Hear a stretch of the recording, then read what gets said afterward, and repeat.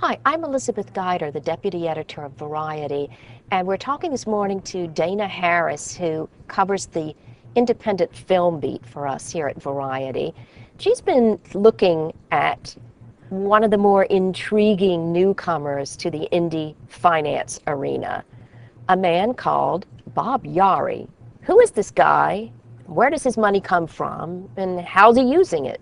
Bob Yari is somebody who came out of film first. He got his degree in cinematography from UC Santa Barbara. He made a thriller called Mind Games that got a very brief theatrical release, but basically went straight to video. So he had the film bug. Yeah, he totally had the film bug. This was in the 80s.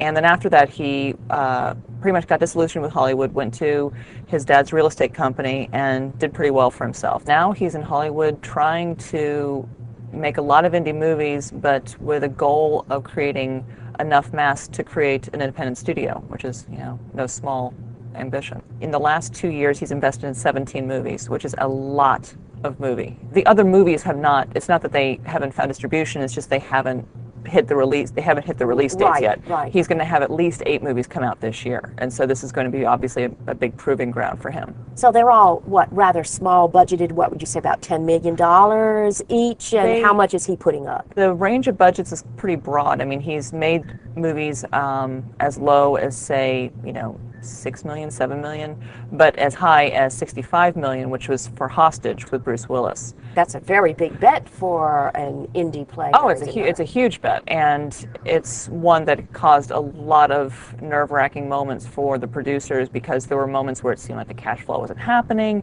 that things were late, that maybe there wasn't going to be enough financing to cover it all, because he did it by himself. I mean, Miramax came in as a North American distributor, but only at the very end. Has he spread himself too thin? In my view, it seems like it's just such a difficult thing to try to do. It's just on any level, no matter how thick or thin, is to try to make an empire on the back of indie movies, as much as I would like that to be the case. I mean, even Miramax couldn't do it.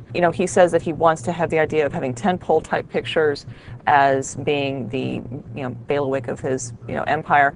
But that's risky too, because you're only making 1 or 2 tentpoles a year, and if those tentpoles don't work, what are you basing it on? What is he trying to create? But what about the people who say, the people who are concerned about him or who have reservations? What are they saying? Well, they say that working with Yari drives them nuts, because of the problems with cash flow, because they think they have a yes and it's not quite a yes, or it's a green light but there's not really a green light. They say that they'll talk to Yari and hear one thing, and talk to his people and hear something else, and it's really frustrating to a lot of people. And on the one hand, people are willing to put up with it because, again, he's the only game in town for a lot of these people.